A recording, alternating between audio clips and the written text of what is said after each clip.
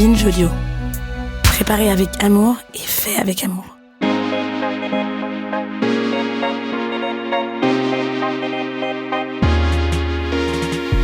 Bonjour à tous et bienvenue dans le tout premier épisode de Faire Genre, le nouveau podcast de Binge Audio qui donne la parole aux chercheuses et chercheurs les plus à la pointe sur les questions de genre. Tous sont associés à l'Institut du genre, ce groupement d'intérêt scientifique du CNRS. Moi, c'est Lorraine Descartes, je suis journaliste spécialisée dans les questions de genre depuis 10 ans. Je réalise des reportages à l'étranger, mais aussi en France où je couvre les violences conjugales et les féminicides au sens large. Tous les mois, l'un ou l'une de ces expertes est invitée à mon micro pour aborder une notion centrale. Nous commençons tout de suite pour ce premier épisode avec la binarité. Pour cela, j'ai le plaisir de recevoir le sociologue Emmanuel Bobati. Bonjour. Bonjour. Emmanuel, vous êtes docteur en sociologie depuis 2017, chargé de recherche au CNRS et enseignant à l'école des hautes études en sciences sociales et à Sciences Po. Votre laboratoire s'appelle le Centre européen de sociologie et de sciences politiques. À votre palmarès, vous avez aussi reçu en 2018 le prix de thèse de l'Institut du genre. Vous travaillez sur la diversité et les mobilités de genre et vous êtes même l'un des tout premiers chercheurs à vous être intéressé en France au parcours des personnes trans. C'est-à-dire au parcours des personnes qui ne se reconnaissent pas dans la catégorie de sexe qui leur a été assignée à la naissance. Pour rappel et pour mieux suivre la suite de l'échange, je résume. Quand une personne assignée homme à la naissance transitionne pour être reconnue comme une femme, on parle de femme trans ou M to F pour male to female. À l'inverse, quand il s'agit d'une personne assignée femme à la naissance, puis reconnue socialement comme un homme, on parlera d'homme trans pour F to M, female to male. Enfin, les personnes qui ne se disent ni homme ni femme, ou alors se reconnaissent comme les deux à la fois, sont des personnes non binaires. Emmanuel, certaines auditorices vous connaissent sûrement puisque vous avez déjà été convié chez Binge Audio pour le podcast Camille animé par Camille Regache. Pour ma part, j'avais découvert votre travail en lisant votre livre Transfuge de sexe, passer les frontières du genre, qui est paru en 2021 à La Découverte. Et je vais vous faire une confidence, c'est en lisant votre livre que j'ai pleinement compris ce que je suis. Une femme cisgenre. J'ai toujours été reconnue comme une femme depuis ma naissance et ça tombe bien puisque j'adore être une femme. Je coche même les cases de la féminité classique, très normée. Je porte des robes, du rouge à lèvres, j'ai les cheveux longs et j'aime même la couleur rose. Oui, c'est très cliché. Cela porte un nom, l'euphorie de genre. C'est une forme de privilège parce que cela évite dans une certaine mesure de trop se frotter aux barrières de genre. Mais ce n'est pas le cas de tout le monde et c'est ce qui est au cœur de votre travail. J'en arrive à ma première question, Emmanuel Bobati. Comment cela s'appelle lorsque l'on ne ressent pas entièrement, voire pas du tout, cette euphorie de genre ? Il y a des personnes qui ne se reconnaissent pas, ou en tout cas pas pleinement, dans la catégorie de sexe qui leur a été assignée à la naissance. Et ces personnes-là peuvent décider de s'en affranchir, d'en changer. Il peut s'agir de personnes trans, il peut s'agir de personnes non-binaires. Il n'y a pas forcément une catégorie de sexe de destination dans ces parcours. Donc si je comprends bien, vous ne faites pas appel au concept de dysphorie de genre, qui d'ailleurs figure encore aujourd'hui dans les classifications psychiatriques internationales. Non, en raison de l'histoire de ce concept, à quel point il est chargé aussi d'une histoire médicale, je préfère du coup d'un point de vue sociologique ne pas l'employer. Merci beaucoup pour cette clarification. Vous pourriez aussi nous expliquer, selon vos termes de sociologue, quelle est la différence entre sexe et genre, deux notions qu'on va utiliser dans la suite. Moi, je dirais qu'il n'y a pas forcément une différence fondamentale entre ces termes. Il y a beaucoup de personnes qui conçoivent le sexe comme quelque chose de biologique, comme les organes génitaux, par exemple, et qui conçoivent le genre comme une identité subjective, individuelle, comme on se sent du point de vue du genre. Ce n'est pas ma définition d'un point de vue sociologique. Moi, j'ai tendance à penser que le genre, c'est un rapport social, un rapport de pouvoir qui traverse toute la société et qui différencie, hiérarchise des catégories de sexe, mais aussi qui les produit, ces catégories de sexe, hommes et femmes. Finalement, ce sont des catégories sociales, administratives, juridiques. Ce ne sont pas du tout des catégories biologiques. On pourrait très bien se dire que ce sont des catégories de genre, mais c'est vrai que moi, des fois, j'aime bien dire que ce sont des catégories sociales de sexe, juste pour rappeler que je ne conçois pas le sexe comme quelque chose de biologique. Cela me fait penser à un extrait d'un article que vous aviez publié pour la revue du Crieur où justement vous disiez « Ce ne sont pas les organes génitaux qui font le sexe, mais bien la signification sociale qu'on leur donne ». Emmanuel, comment définiriez-vous cette notion de binarité ? C'est justement la production par ce rapport social, ce rapport de pouvoir qu'est le genre, de 2 et seulement 2 catégories sociales de sexe, hommes et femmes. Ce sont du coup les 2 seules catégories qui sont socialement produites, donc socialement légitimées et reconnues socialement et institutionnellement. Cette réponse, est-ce qu'elle est valable pour toutes les époques, toutes les sociétés ? Absolument pas. Cette différence des sexes n'est pas intemporelle, universelle du tout. Elle est en réalité une invention relativement moderne. Et ça a été montré notamment par un historien qui s'appelle Thomas Laqueur dans son ouvrage « La fabrique du sexe ». Ce n'est vraiment qu'à la fin du XVIIIe siècle que la médecine et les sciences vont commencer à différencier les corps féminins et masculins. Avant cela, il parle d'un modèle du sexe unique, c'est-à-dire que les femmes étaient considérées d'une certaine manière, schématiquement, comme des hommes qui ne se seraient pas pleinement développés in utero, qui ne seraient pas parvenus au terme de leur développement. On voit sur les archives médicales de l'époque que le vagin est représenté comme un pénis interne qui ne serait pas descendu. Et ce n'est qu'à partir du XVIIIe que véritablement la différence des sexes va être conceptualisée médicalement et scientifiquement. En fait, c'est l'évolution d'un champ scientifique. Il n'y a pas forcément une relation de causalité particulière, mais c'est des luttes scientifiques à cette époque et l'évolution d'un champ scientifique. Mais en tout cas, toutes les parties du corps y sont progressivement passées. C'est-à-dire ? Toutes les parties du corps, le squelette, les organes, tout y est un peu passé, à part, me semble-t-il, certaines parties du corps comme l'œil, apparemment, qui n'a pas été différencié. Ce qu'il y a de nouveau, Emmanuel, et c'est en écho direct avec l'objet de votre thèse, c'est que les transidentités sont de plus en plus visibles. Vous êtes Emmanuel Bobati, l'un des premiers chercheurs en France à vous être intéressé au parcours de celles et ceux que vous appelez les transfuges de sexe. C'est donc le titre de votre premier ouvrage. Et ce titre, transfuge de sexe, c'est une référence directe à la notion de transfuge de classe. Ces personnes qui voyagent au cours de leur vie dans les milieux sociaux selon le capital social, culturel ou économique qu'ils et elles vont acquérir, par exemple la culture générale, les revenus, le patrimoine, etc. Votre travail a été de documenter et de faire comprendre que c'est pareil aussi pour les personnes trans. Vous avez écrit notamment « Les trans n'échappent pas à l'emprise du genre, au contraire, ils sont un puissant révélateur de cette emprise ». Au fond, ils sont les seules personnes à avoir connu la vie des 2 côtés de la frontière sociale du genre. Cette expérience de transfuge éclaire comme aucune autre la force de la socialisation du genre. L'un des indicateurs de cette force, c'est aussi que le parcours des personnes trans n'est pas tout à fait le même selon que l'on soit homme ou femme. Et c'est ce dont on va parler maintenant. Je vous propose de commencer d'abord par les hommes trans qui sont, selon vos recherches, plus invisibles. Est-ce que vous pouvez nous expliquer pourquoi ? Quand j'ai commencé à travailler sur ce sujet, je me suis rendu compte que les parcours trans étaient souvent étudiés sous l'angle de l'identité de genre individuelle des personnes, comment elles se sentent. Et je me suis dit, c'est un peu étrange parce que en sociologie, on a une importante littérature autour des mobilités sociales de classe, mais pas autour des mobilités relatives au genre. Et c'est comme ça que j'en suis venu à me dire, peut-être que si on considère le genre comme un rapport social, un rapport de pouvoir tout aussi puissant que la classe, pourquoi pas ne pas les considérer comme aussi des parcours de mobilité sociale, de passage de frontières, de transfuge, en fait, de sexe. Et c'est ce prisme-là qui a permis de montrer aussi que les parcours des hommes trans et des femmes trans ne sont pas tout à fait équivalents. Les hommes trans sont plus invisibles, effectivement. On les voit très peu dans la littérature médicale du siècle dernier, par exemple. Et ça s'explique par plusieurs choses, mais pour ça, il faut aussi regarder les femmes trans. C'est-à-dire que les femmes trans sont médiatiquement, socialement plus visibles, parce qu'il y a déjà une forme de fascination collective. Dans une société patriarcale, pourquoi voudrait-on devenir une femme ? C'est un parcours que beaucoup de gens ne comprennent pas.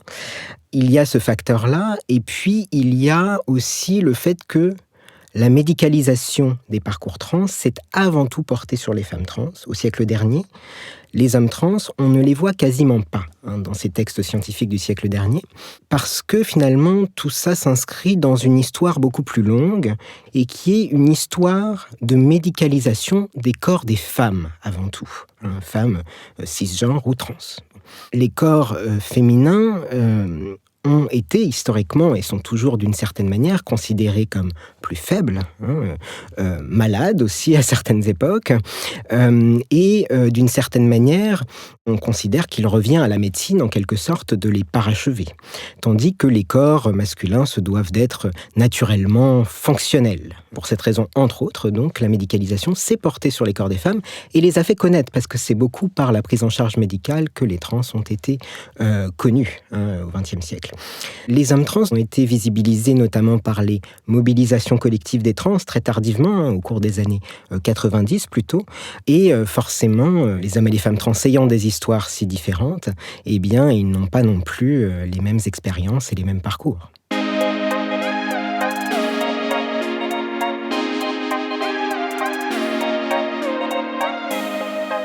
Dans votre livre, Emmanuelle Bobatti, vous dites « Nombreux sont les hommes trans qui se sont un jour identifiés comme non-binaires ». En fait, le terme « trans » n'inclut pas que des personnes qui s'identifient hommes ou femmes, mais aussi une pluralité d'identités alternatives. Est-ce que c'est exact ?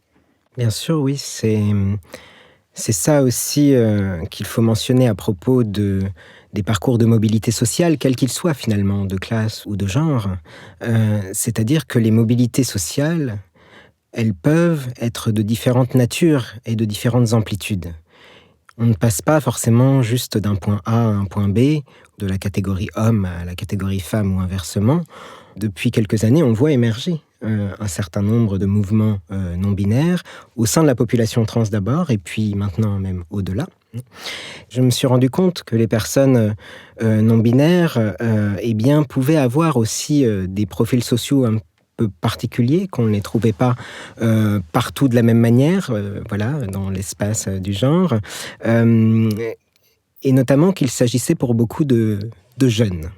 Ce qui ne veut pas dire qu'il n'y en a pas chez les personnes plus âgées, mais on en trouve à plus forte raison parmi les jeunes, souvent collège, lycée, parmi des étudiants également.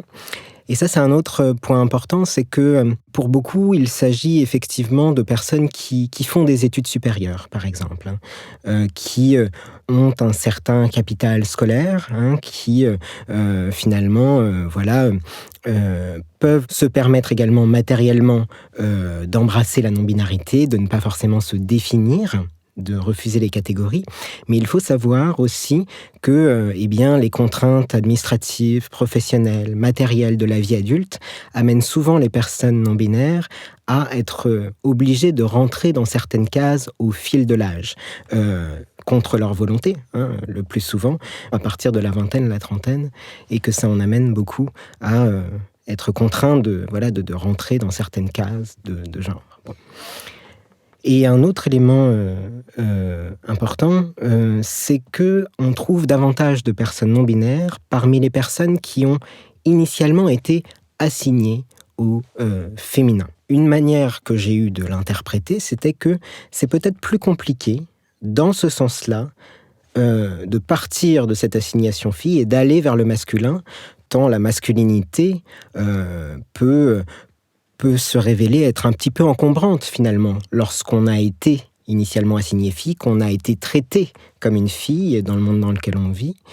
Le fait de se dire homme n'est pas si facile après une telle trajectoire, et que parfois, il est peut-être plus confortable de se dire non-binaire, tant justement le terme d'homme et la masculinité peut porter le stigmate féministe de l'oppresseur.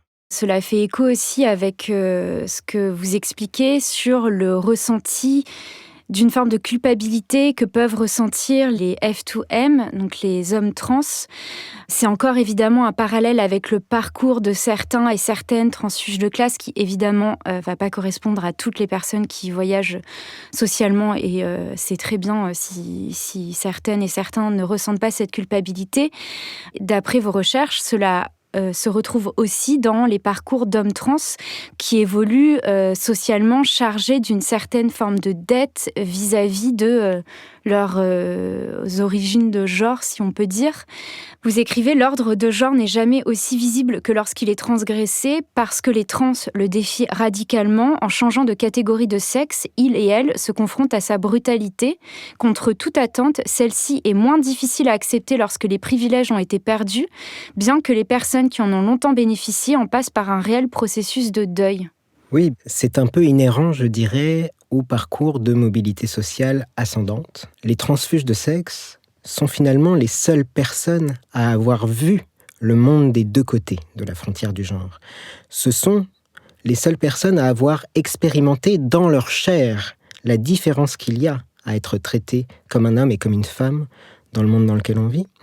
Et le fait de l'expérimenter dans sa chair, c'est autre chose que juste de le savoir théoriquement. Les trajectoires de transfuges ascendantes, et on le voit très bien dans les trajectoires de transfuges de classe en ascension, vont souvent de pair avec une certaine tension subjective. Là, on parle vraiment des subjectivités. Hein. Bon. C'est-à-dire que il y a ce sentiment de culpabilité, en effet, que les hommes trans sont condamnés à porter, puisqu'il n'est jamais facile, finalement, de rejoindre un groupe qui est l'oppresseur de ce qu'on a été, en fait. Est-ce que vous auriez un exemple concret à nous partager ? Un premier exemple, c'est le fait que tant d'hommes trans ont du mal à, justement, se dire hommes, par exemple. Le fait qu'il y ait beaucoup de personnes non-binaires parmi les personnes initialement assignées au féminin en est un révélateur.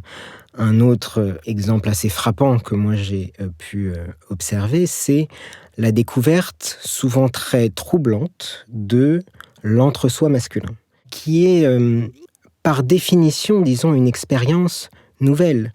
Aucune femme ne pourra jamais faire l'expérience de l'entre-soi masculin. Or, cette découverte est souvent très perturbante pour les hommes trans. C'est un sujet qui revient quasi systématiquement, puisqu'ils découvrent en fait le sexisme qui s'y déploie de manière consciente ou inconsciente.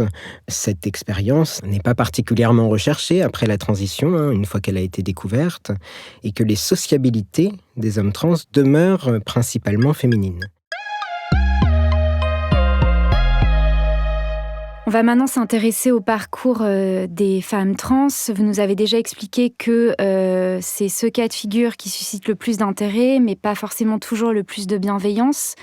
Vous, dans vos recherches, vous nous expliquez qu'en fait, les femmes trans, donc des femmes qui étaient assignées hommes à la naissance, connaissent un mécanisme de déclassement. Je crois que c'est l'une des choses qui m'a semblé le plus fort en tant que lectrice dans votre livre, parce que cela prouve le peu d'intérêt socialement à être femme.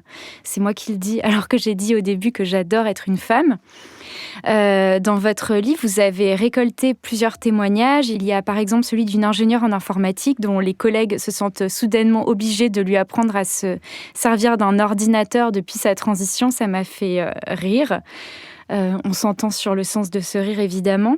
Il y a aussi cette autre qui n'arrive plus à lire tranquillement un livre sur un banc. Et mon témoignage préféré, c'est celui de cette témoin qui vous dit en rigolant « Le truc qui me frappe, ce sont les personnes qui font des transitions un peu tardives et qui s'étonnent. Ah tiens, on m'a diminué mon salaire par 2. Bah oui, c'est que tu es une vraie femme. » Effectivement, ce que vous nous expliquez, c'est que les femmes trans ont plutôt tendance à transitionner tardivement, peut-être parce que c'est aussi une conséquence de cette difficulté à se vivre socialement en tant que femme.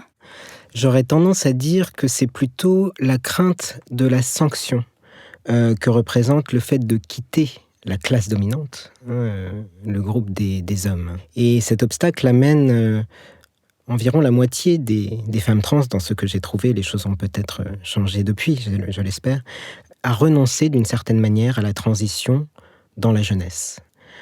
Puisqu'elles craignent la marginalisation, la stigmatisation, les violences de la part des hommes pour qui ce déclassement volontaire est tout à fait inconcevable. Cette sanction, on la retrouve aussi, par exemple, dans des travaux sur l'homosexualité masculine, qui est souvent associée à une forme de féminité par les hommes. Le fait d'introduire, d'une manière ou d'une autre, de la féminité dans la maison des hommes suscite une sanction sociale qui est généralement terrible. Effectivement, les manifestations de haine et de violence à l'encontre des personnes homosexuelles, hommes, sont aussi empreintes d'une forme de sexisme. Vous rappelez aussi que les femmes trans sont les premières victimes de meurtres, qui sont d'ailleurs commémorées chaque année à l'occasion de la journée du souvenir trans, qui sera a priori organisée le 20 novembre prochain. La sexologue et militante canadienne Viviane Namasté insiste sur le fait que la plupart des victimes trans sont des femmes, souvent racisées et travailleuses du sexe. En France, c'est le cas par exemple de Jessica Sarmiento et Vanessa Campos, deux femmes trans assassinées au bois de Boulogne, qu'on peut qualifier de l'un des épicentres de ces féminicides non intimes en France. C'est souvent quelque chose qui fait l'objet de controverses. Est-ce qu'il s'agit de féminicide? Est-ce qu'il s'agit de transphobie, etc. Moi, je pense que la transphobie, en fait, n'est jamais que de la transphobie. Sans compter que ce terme de phobie est très problématique puisqu'il renvoie à une peur individuelle et un peu irrationnelle, quand même. Dans la transphobie, il y a tous les autres rapports sociaux à l'œuvre. Il y a nécessairement du sexisme, il y a du racisme, il y a de l'homophobie, il y a tout cela à la fois. Et effectivement, le Tidor, comme on l'appelle, donc cette journée du 20 novembre, le reflète particulièrement bien. Est-ce que pour vous, le meurtre d'une femme trans est un féminicide ou pas? J'ai pas très bien compris. Bien entendu, il l'est.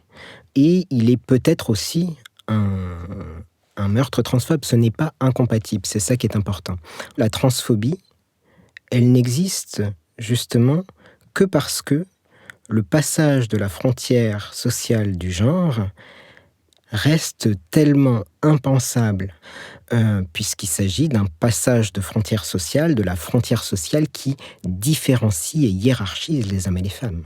Merci. Je voudrais juste signaler que d'autres formes de féminicide sont aussi une réunion de facteurs et selon les identités, les contextes, etc. Il y a toujours plusieurs lectures possibles, même si, in fine, on en arrive toujours à la question du genre. En relisant récemment votre livre pour préparer cet entretien, je me suis arrêtée sur le passage où vous mentionnez le sociologue Éric Fassin. Vous écrivez, à propos des gays et lesbiennes, le sociologue Éric Fassin parle d'une inversion de la question homosexuelle. Alors qu'autrefois on se posait la question « comment peut-on être homosexuel ?», on se demande désormais « comment peut-on être homophobe ?». Cette même inversion est en cours à propos des trans. Emmanuel Bobatti, est-ce que vous seriez toujours aussi optimiste aujourd'hui ? Est-ce que vous diriez que l'on passe actuellement de la question « comment peut-on être trans ?», à la question « comment peut-on être transphobe ?» Je ne sais pas si je dirais optimiste, mais au cours de ces dernières décennies, on a connu une montée en visibilité effectivement des trans, une montée en visibilité des enjeux de droit pour les trans, une montée en visibilité médiatique. Et cette montée en visibilité s'accompagne très logiquement de discours qui s'opposent à l'évolution des droits des trans, voire à l'existence même des personnes trans. On le voit notamment autour des enjeux de droits reproductifs, comme on l'a vu cet été, avec cette affiche du planning familial qui a été très controversée et qui mettait en scène un couple d'hommes, dont un est enceint, il s'agit d'un homme trans. Tout ça s'inscrit dans une histoire, par exemple l'affaire du planning, s'inscrit dans une longue histoire de contrôle des corps, des femmes, de contrôle des corps minorisées, des minorités sexuelles et de genre. Ça passe souvent d'ailleurs par les droits reproductifs, le droit à avorter, le droit aussi à l'inverse à enfanter, notamment pour les femmes racisées au cours de l'histoire, pour les personnes trans aujourd'hui. Donc, il y a effectivement des controverses, des polémiques qui sont effectivement inquiétantes. C'est un débat qui n'est pas nouveau. C'est un débat ancien qui remonte déjà aux années 70 avec la publication de l'Empire transsexuel de la chercheuse en études féministes Janice Raymond, qui présentait donc les femmes trans comme des agents du patriarcat venant donc s'immiscer dans les milieux féministes pour y réintroduire une forme de domination masculine. Un premier pilier de ces controverses, c'est la question très épineuse de la biologie. Il y a effectivement des féministes minoritaires, mais il y en a, qui considèrent que l'appartenance au groupe des femmes passe avant tout par la biologie, les organes génitaux. En l'occurrence, moi personnellement je trouve ça un petit peu paradoxal au regard de l'histoire des mobilisations féministes qui ont tant fait pour justement essayer de se défaire de tant d'assignations à la biologie, notamment de l'assignation des femmes à la reproduction. Et le pilier qui est important de mentionner, c'est la question de l'universalité ou non des luttes féministes. Il y a beaucoup de féministes qui se disent universalistes, c'est-à-dire qu'elles considèrent que les combats féministes sont ou devraient être les mêmes pour toutes les femmes. Mais en disant ça, eh bien, elles excluent de fait toutes les femmes qui n'ont pas la même conception des priorités de la lutte et qui souvent sont des femmes qui vivent d'autres formes d'oppression, de classe, de race, de sexualité, ou effectivement des femmes trans ou des hommes trans qui font face également à la transphobie. Même si les personnes qui portent ces discours d'exclusion envers les trans, hommes ou femmes, si ce sont des personnes assez vocales, généralement, ce sont des personnes qui demeurent malgré tout très minoritaires. Et dans la plupart des espaces féministes, on observe en réalité de nos jours une très forte convergence des luttes. Beaucoup de féministes ont très bien compris que le problème de la transphobie, c'est toujours aussi un problème de sexisme. Donc il y a tout de même beaucoup d'espoir par rapport à ça. Ceci étant dit, il y a aussi des évolutions du droit. Récemment, par exemple, peu de personnes le savent, mais depuis 5 ans, il y a un critère de discrimination qui existe sur la base de l'identité de genre. C'est reconnu comme circonstance aggravante, tout délit ou crime qui est reconnu comme fondé sur la base du genre réel ou supposé de la victime. Tout à fait, et c'est aussi un critère de discrimination en tant que tel, qui a rejoint la liste des autres. Bon, je dirais pas forcément optimiste, mais en tout cas, je dirais qu'il y a de l'espoir, et notamment aussi avec une certaine convergence des luttes entre les espaces féministes et les espaces trans, malgré les controverses, puisque bien sûr, les espaces féministes aussi sont traversés par ces rapports de classe, de race, de genre, de sexualité et autres. Mais finalement, les discours féministes qui sont favorables à l'exclusion des personnes trans, qui sont extrêmement minoritaires, il faut le dire. Oui, vous dites que c'est un conflit entre populations dominées, ce à quoi nous assistons aujourd'hui. Parce qu'elles sont opprimées, certaines féministes se sentent aisément menacées et s'en prennent à d'autres femmes, ici les femmes trans, plutôt qu'aux réels oppresseurs. C'est une citation de vous.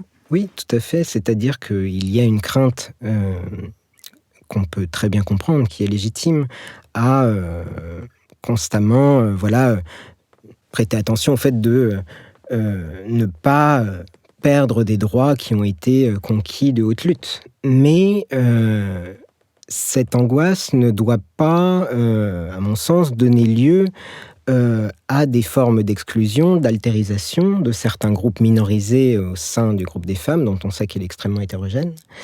Et ce sont des formes d'altérisation, d'exclusion qui, là encore, n'ont rien de nouveau.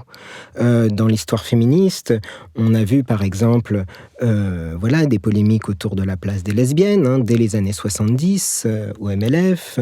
Ça se poursuit encore aujourd'hui. Cette place des lesbiennes n'est jamais complètement acquise, garantie dans les espaces féministes. Les femmes racisées, bien évidemment, ont été exclues de bon nombre de mobilisations féministes, ce qui a donné lieu à l'émergence du black feminism et des études sur l'intersectionnalité. On se souvient de cette fameuse phrase « Ne suis-je pas une femme ?» prononcée par une femme noire devant une assemblée de femmes blanches.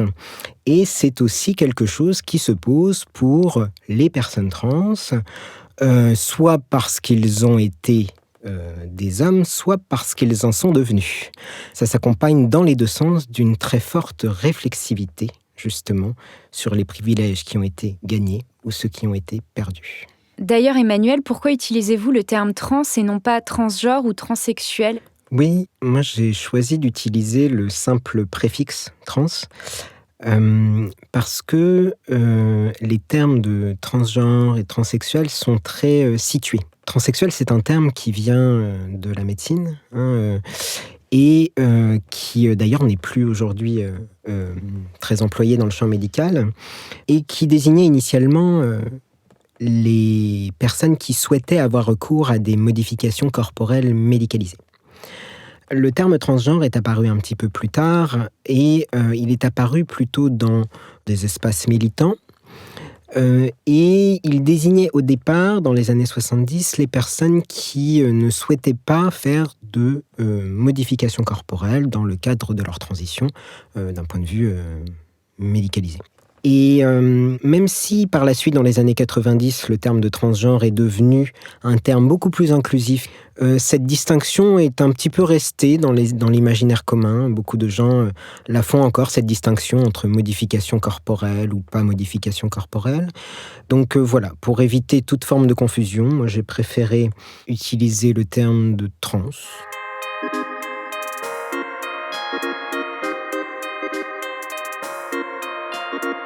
Dans les critiques anti-transactivistes ou anti-genre, il y a deux arguments qui reviennent souvent. C'est d'abord l'idée qu'on voudrait effacer les barrières de genre et mettre tout le monde dans le même panier et qu'il n'y aurait plus ni homme ni femme et un bougli-bougla de on ne sait pas trop quoi d'ailleurs, selon leurs critiques. Mais j'entends aussi à l'opposé l'idée selon laquelle les personnes trans et surtout les femmes trans réactiveraient les stéréotypes de genre en performant une féminité cliché. Je dis bien que je répète ici certains arguments fréquents, mais vous, en fait, et c'est quelque chose que j'avais trouvé très intéressant dans votre approche, vous dites, en reprenant la pensée de Judith Butler, les personnes qui changent de sexe ne sont pas subversives en elles-mêmes, elles ne le sont que parce qu'elles passent pour cis. Oui, cette question des clichés de féminité, ou de masculinité même parfois, ça va dans l'autre sens, c'est pour moi très problématique parce que ce sont des discours qui ne prennent aucunement en compte la diversité qui existe parmi les femmes, qu'elles soient trans ou cisgenres. À l'évidence, les femmes trans comme les femmes cisgenres ne s'habillent pas toutes pareilles. Les façons de s'habiller dépendent des autres appartenances sociales que l'on a, d'âge déjà, on ne s'habille pas pareil à tout âge, de sa génération, de sa position de classe, son métier, de là où on vit, de son orientation sexuelle éventuellement, et de tant d'autres choses. Donc pour moi, c'est vraiment très problématique d'un point de vue justement de l'intersection des différents rapports sociaux, d'omettre toute cette diversité. Et pour ce qui est de Judith Butler, et plus généralement des approches queer qui ont eu un apport fondamental, ça a été de montrer justement, et c'est ce qui nous intéresse avec ce sujet de la binarité, de montrer à quel point les frontières entre les catégories de genre et de sexualité sont poreuses. Elles ne sont en aucun cas hermétiques. Et ce que veut dire Butler avec cette phrase, c'est que finalement, dans la norme, il y a toujours un peu de transgression, et dans la transgression, il y a toujours un peu de la norme, parce qu'on vit quand même dans un monde social qu'on partage. On n'est jamais 100% conforme à une norme, ni 100% déviant. Ça n'existe pas, ne serait-ce que parce que, comme elle le dit, ces normes n'ont aucun modèle original. Et donc, finalement, on n'est pas subversif parce qu'on est trans en soi ou parce qu'on est homo, par exemple. On est subversif que parce qu'on est présumé cisgenre ou hétéro, et parce qu'en fait, on ne l'est pas, ou en tout cas, pas tant que ça. Donc c'est cette idée que les catégories communiquent toujours les unes avec les autres. Et c'est ce qu'on appelle généralement la déconstruction, qui est un terme qui vient de Derrida. Il y a beaucoup de personnes qui utilisent maintenant ce terme, même dans le langage courant. On dit qu'on est déconstruit, etc. Ça veut dire déconstruire les systèmes d'opposition binaires qui n'ont en réalité pas de fondement, puisque une catégorie n'existe toujours que par rapport à une autre. En fait, Emmanuelle Beaubati, ce que vous mettez en lumière, c'est l'idée que le genre serait un espace social multidimensionnel qui ne se réduirait plus seulement à 2 rubriques, 2 catégories, les hommes, les femmes, avec toutes les hiérarchies et les violences qui en découlent. Oui, tout à fait. En fait, moi, c'est un peu une autre voie, finalement, que j'ai choisie. C'est-à-dire que, même si je m'intéresse beaucoup aux approches queer, j'ai tenté de aller emprunter des outils à la sociologie des classes et des mobilités sociales pour les adapter dans le champ des études sur le genre. Et du coup, moi, ce qui m'a intéressé, c'est de travailler avec la notion d'espace social, par exemple, et de mobilité sociale, de transfuge. L'espace social, en fait, c'est un concept que moi j'emprunte à un sociologue, Pierre Bourdieu, qui a montré que les classes sociales ne se cantonnent pas à 2 et seulement 2 classes, qui seraient les bourgeois d'un côté et les prolétaires de l'autre, mais que finalement, les classes sociales, c'était beaucoup plus que juste un facteur économique, que c'était quelque chose qui ne pouvait pas être réduit à une simple place que les gens occupent dans ce qu'on appelle les rapports économiques de production. Et ce qui est intéressant, c'est que dans les études féministes, il y a tout un courant d'études qui est le courant matérialiste, qui s'est inspiré du raisonnement marxiste, c'est-à-dire qui a raisonné en termes de lutte des classes de sexe. Il y a, pour les matérialistes, notamment pour Christine Delphi, qui est une sociologue bien connue en France, une classe des hommes, une classe des femmes, et il y a une lutte entre ces classes, et il y a, comme chez Marx, à propos du travail, eh bien, il y a une division sexuée du travail entre les hommes et les femmes. J'ai essayé de décaler un petit peu le propos par rapport à ça et de dire peut-être que justement, ce n'est pas juste ces 2 classes, peut-être que le genre c'est quelque chose qui est multidimensionnel, peut-être que c'est tout un espace social qui a plein de dimensions différentes. Ce n'est pas juste une place dans la division du travail, ce n'est pas juste non plus une assignation à la naissance, ce n'est pas juste ce qui est inscrit sur nos papiers, ce n'est pas juste non plus une identité comme on le pense souvent aujourd'hui, mais ce n'est pas que ça. C'est un ensemble de pratiques, d'identité, de représentation, d'assignation aussi que l'on a et qui forgent des configurations de genre, des positions de genre qui sont très complexes, et parce que justement elles sont complexes, eh bien elles sont éminemment plurielles. Les mobilités que peuvent connaître les personnes du point de vue du genre ne sont pas toujours aussi spectaculaires qu'un changement de catégorie sociale de sexe. Et ça, c'est très important de le dire. Est-ce que vous auriez un exemple de petite mobilité de genre ? Une rencontre, une rupture, une lecture, un engagement, un épisode de violence subi, peuvent amener à changer de style de vie en matière de genre. Et je pense que beaucoup de personnes peuvent s'y retrouver, par exemple, dans le fait commencer à fréquenter des espaces féministes et puis à éventuellement faire des lectures importantes qui peuvent changer une existence. Et également, j'oubliais, mais il y a des enjeux de sexualité qui se jouent là-dedans. La sexualité est toujours fortement arrimée au genre. Par exemple, il y a beaucoup de travaux qui ont déjà montré qu'un changement d'orientation sexuelle, par exemple le fait de devenir lesbienne, change radicalement un rapport au genre dans une existence. Pour résumer, en fait, nous sommes toutes et tous possiblement des transfuges de sexe. Eh bien, oui, en quelque sorte. Ce qui ne veut pas dire qu'il faut dire que tout le monde, d'une certaine manière, est trans. Ça, c'est peut-être une précaution qu'il faut énoncer, parce que nous ne connaissons à l'évidence pas toutes et tous les contraintes, les violences, les formes de marginalisation et de stigmatisation qui sont inhérentes au parcours des personnes qui entreprennent de changer de catégorie sociale de sexe, catégorie sociale, juridique, administrative, ce qui ne veut pas dire que les personnes qui ne sont pas trans sont figées dans leur assignation de genre de naissance. Merci beaucoup Emmanuel pour cet entretien extrêmement dense et intéressant autour de la notion de binarité, et j'invite donc les auditeuristes à se procurer votre ouvrage Transfuge de sexe, paru à la Découverte en 2021. Merci Emmanuel. Merci à vous.